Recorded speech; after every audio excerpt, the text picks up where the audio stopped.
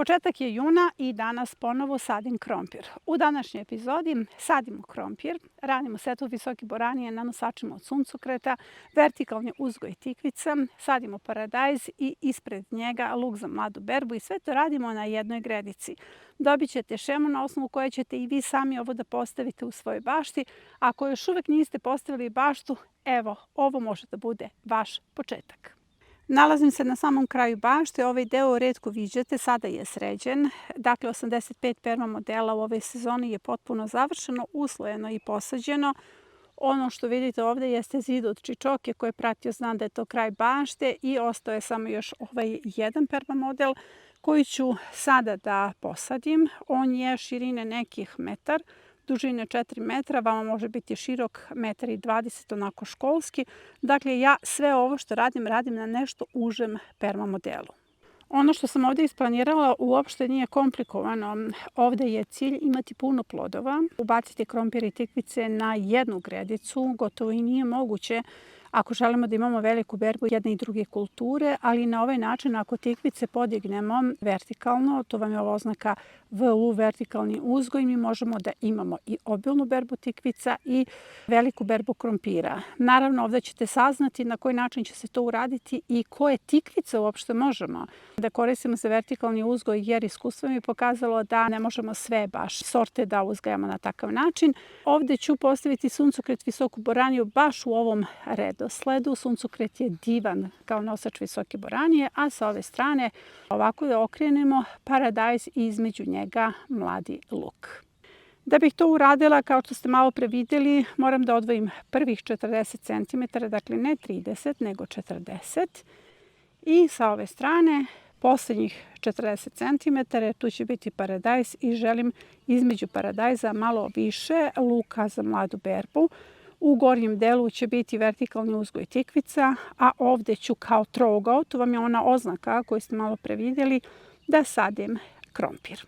Ono što prvo ubacujemo jeste naklijali krompir.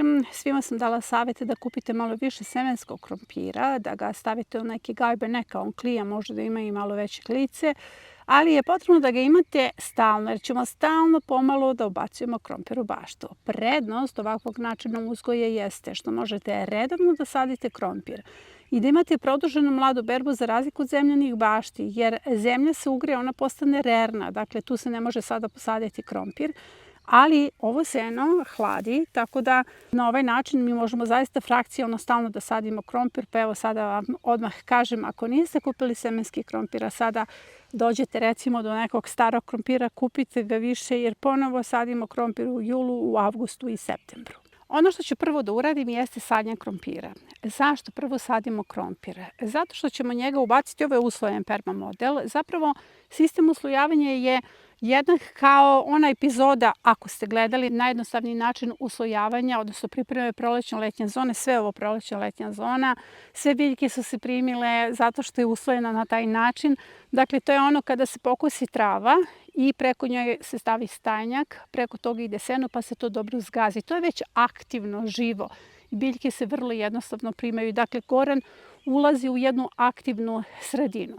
Po tom principu je ovo postavljeno. Znači, ja ovde ubacujem sada krompir. Zašto ide on prvi? Zato što preko krompira opet moram da stavim mali sloj sena, vidjet ćemo da li će mi trebati jer krompir ide nešto dublje, dakle u nekih 15 cm. I ako je potrebno staviti sloj sena, stavit ću sloj sena, pa onda idem sa setvom ili sadnjom ostalih kultura.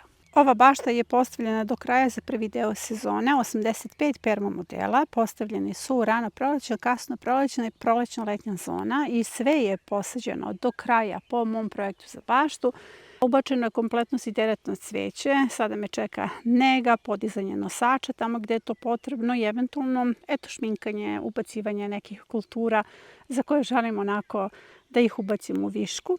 Ali želim da vidite da već u prvim redovima nalazi se krompir, puno krompira je posađeno. Od 23. smo u sadnji krompira, sadila sam ga u aprilu i u maju i sada ću ga saditi u junu. Jer taj krompir koji sada sadimo u junu zapravo ćemo brati u septembru. I zato kažem da je najvažnije da obezbedite krompir kao resurs, jer recimo starog krompira možda još uvek ima negde u kupovini, ali ga uskoro neće biti za dalju sadnju u julu i u avgustu. Još ćemo u septembru saditi za berbu krompira za Novu godinu, a ja vam snimam da možete da vidite da je sve završeno, sve su se biljke primile. Ovaj način sadnje je zaista efikasan, jer prvi put otkad sam baštovan mogu da kažem da imam 0% gubitka biljaka kod presadnje, jer nekada izgubim nekih 10%. Sve biljke su se primile, sve biljke odmah rastu, naročito su mi iznenadile paprike. Ali evo ja sam u međuvremenu već bacila krompir. Evo on je ubačen u ovom delu, ovaj deo ću ostaviti za tikvice, dakle tikvice idu gore, vertikalni uzgoj. Ubacila sam ga na malo veći razmak zato što štedim krompir, želim da ga imam za sve moguće sadnje, teško ga je nabaviti ponovo jer ovo je rana sorta koja će rano dospeti za berbu. I evo status kod mene je takav da ja ne moram preko sada da dodajem sjeno, već ga samo ušuškati u sve ovo. Ako vam je nešto plići perma model, kada posadite krompir samo odozgo dodajte još jedan sloj sena i nakon toga pravimo gnezda za ostale kulture. Sada se vraćamo na ovu šemu. Prvo ću raditi ove integralne delove. Dakle, ovdje su suncokret i visoka boranija. S obzirom da je kod mene metar širine, trebaju mi 3 gnezda gdje ću baciti 3 sadnice suncokreta. Da bi bio nosač za visoku boraniju, suncokret mora da bude već sadnica. Ako nemate suncokret kao sadnicu, prvo ćete ubaciti seme i kada nikne suncokret, tek tada ide setva visoke boranije. Dakle, ovo je plan B za one koji nemaju sadnice. Dakle, trebaju mi 3 gnezda gdje ću baciti sadnice suncokreta i ispred ću posejati visoku boraniju. Ja biram ljubičastu visoku boraniju, ona je vrlo rana sorta, ali pogledajte, suncokret je stavljen kao barikada između krompira i visoke boranije, zato što krompir je grm, on će se raširiti, pa ne bih baš da mi onako nekako pređe preko visoke boranije. Sa ove strane imamo paradajz, dakle u ćoškovima će biti po jedan par paradajza, a između pa nekih sigurno 6 gnezda, 3+3, dakle paralelno, gdje ću baciti lučice luka za mladu berbu. I ovdje imamo tikvice. Tikvice se nalaze u prvom redu. Tikvice su grmovi, one vama na gredici zauzimaju veliki prostor. Ali ako želite na ovaj način optimalno da iskoristite jednu gredicu, vidite ovdje imamo berbu visoke boranije, berbu paradajza, berbu mladog luka, krompira, tikvica, obrok. Dakle, vi zaista imate salatu i obrok koji možete da skuvate. Dakle, ovakve gredice zovem sve što je potrebno jednoj porodici da pripremi obrok. U ovom slučaju tikvice u vertikalnom uzgoju ne zauzimaju puno prostora. Uopšte nije komplikovano da one idu na vertikalni uzgoj, samo je bitno da znate koju ćete sortu izabrati, o tome ću pričati. Dakle, na 60 cm ću napraviti gnezda. Kada napravim gnezda i kada ih zalijem, javit ću se ponovo. U praksi to izgleda ovako, 3+3, dakle suncokret, visoka boranija, napunjena mešavinom 3-2-1. Ovo sve mora pre setve da se zalije, da se dobro rashladi. Nakon toga imam gnezda za tikvice. Sada jako je bitno da odvojite ovo na 60 cm, znači ovdje će biti suncokret, ovdje prva tikvica odvojena 60 cm. Vidite koliko gnezda za tikvice staje, one će sve ići na svoje nosače, ali dolazimo do kraja. Ovaj kraj je bitan, a ovdje je tikvica i ovdje je paradajz. S obzirom da je paradajz visoka kultura, tikvica u ovom slučaju visoka kultura, jako je važno da ih odvojite minimum 60 cm. Dakle, sada je ovo spremno za setvu. Ove sezone u baštu je ubačeno 350 paradajza, 700 paprika, 200 patliđana. Na 6 perma modela se nalaze krastavci, na 6 perma modela se nalaze tikvice, isto toliko se nalaze dinje i lubenice i različite tikve. Dakle, jako mnogo glavnih kultura je ubačeno u okviru prolećno-letnje zone. Sada smo u berbi rano prolećne zone i svi beremo intenzivno predkulture. Berba je počela još od aprila. S obzirom da sam posadila mnogo veću rano prolećnu zonu od svih vas, imala je 38 perma modela, imam ogromnu berbu predkultura među kojima je i luk za mladu berbu. Intenzivno berem pune korpe luka za mladu berbu i naravno pisala sam o tome u nedeljniku kako možete da ga iskoristite za kozmetiku, da napravite zimnicu, da napravite preparate i ovo je prilika da vas podsjetim da je nedeljnik potpuno besplatan i ako ga još uvek ne dobijate, link za prijavu će se naći u komentaru ispod ove epizode. Dakle, sada imamo ogromnu berbu mladog luka, ali već za 15 dana nećete moći da uberite niti jedan mladi luk zato što on sad intenzivno završava svoju vegetaciju. Zato je dobro da imate frakcionu sadnju lukova. Ako ste poslušali savjet koji dajem kroz nedeljnike, kroz epizode, vi imate lučice za sadnju u frižideru negde uskladišteno i frakciono sadite lukove. Tako imamo mladu berbu luka cele godine. Pritom, ja sam ga već posadila u više navrata, a danas u epizodi sadimo još novi turnus luka za mladu berbu. Luk za mladu berbu koji je posađen u martu, koji lagano sav dospeva za berbu. Ovaj luk je posađen u aprilu. Ovo je luk koji je posađen pre 20 dana. Luk koji je posađen pre 15 dana. Sada lukovi jako brzo niču i vrlo brzo dospevaju za berbu već za nekih 40 dana. A ovo je luk koji ću baciti danas i kada ona nikne idem sa novom frakcijonom sadnjom. Evo ga, ubačene su lučice i to je mnogo lepo. Zaista iz jednog grma imate veliku berbu i kada ovo nikne odmah pređete na neki drugo mesto, recimo mesto između dva paradajza, ponovo ubacite 6 gnjezda. Ove 3 satnice suncokreta ću sada ubaciti. Zašto ih snimam? Zato što ne bi trebalo da budu veće od ovih. Poželjno je da su manje.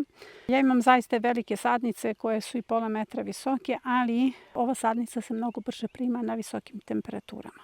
I sada ide boranija po 6 semena, visoke boranije. Ja biram ovu, ona zaista ima kratku vegetaciju, nekih 80 dana do berbe. Stavila sam po 6 semena u jedno gnezdo, a visoka boranija nije ovdje samo da nas nahrani, ona je indikator za grinju, a grinja pravi velike probleme kod uzgoja tikvica, ali i paradajza. Uz grinju vam ide virus bronzanosti, a tada već imamo ozbiljne probleme sa uzgojem paradajza. Sada ću baciti paradajz, ali ću vam pokazati kakve sadnice ubacujem. Dakle, u pitanju su jako male sadnice. Zašto njih biram?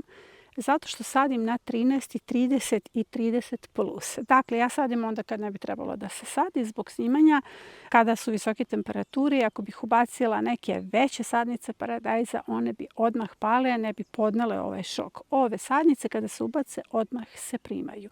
U pitanju je sorta Uragan, jedna vrsta hibrida koju sam dobila i evo vidjet ćemo kako se hibridi snalaze u ovakvoj bašti. Sve ove sorte u mojoj ruci se mogu uzgojiti na nosačima, odnosno su idealne za vertikalni uzgoj. Ne može svaka sorta da ide na vertikalni uzgoj, bolonjeze nipošto, okrugle tikvice nipošto, ali recimo ove su se pokazale kao dobre. Sve ove crne sorte, ja kao pokrivam reklamu jer nije mi namera da reklamiram proizvođača, već samo da vam pokažem koje su sorte u pitanju, ovako mi je lakše. Ove crne su jako atraktivne i odlično se uzgajaju na nosačima. Također ovo možete jednostavno da nabavite. I ova je tikvica odlična za nosače i evo ova duga bela bez vreža. Dakle, imate veliki izbor. Ovdje nisu neke posebne sorte u pitanju, već one sorte koje uobičajeno možete da nađete u apoteci. Da bi ova gredica bila atraktivnija, ja ću od svih sorti posejati. Dakle, napravit ću gnjezda sa različitim sortama. Napravila sam tako prošle i preprošle godine. Jako je lep prizor. Zapravo imate veliki izbor različitih sorti na jednoj gredici, to vertikalno, pa to onda kada ti plodovi se pojave, to zaista onako izgleda atraktivno. Za sve vas koji recimo pratite ovo i snimate nekakve također serijale iz bašte, ovo može da bude primjer da napravite atraktivne snimke. Uglavnom, idu po 2 semena, znate već, ostaje samo jedna biljka da stavljamo 2 semena zbog klijavosti i sada ću ja ovo da posejem. I setva na ovoj gredici je završena. Kada je u pitanju vertikalni uzgoj tikvica, postoji kratki video na tu temu i to je sve snimljeno, ali pratit ćemo zajedno ovu gredicu, zajedno ćemo postavljati nosače, za to ima vremena. Za nekih mjesec dana treba da mislite o nosačima jer tikvice prvo treba da razviju 4 do 5 listova, pa tek onda se stavlja pored svakog ovog gnezda poseban kolac, jer svaka tikvica ide na svoj nosač. Ne savjetujem da koristite mreže zato što su one teške, oborit će ih. Dakle, kolac za jednu tikvicu, ali sve ćemo to da pratimo. Da biste se pripremili, pogledajte taj kratki video. Ovo je sve za današnju epizodu. Nadam se da vam je bila korisna. Nadam se da ćete to postaviti u svojoj bašti, a ja sada bežim u hlad.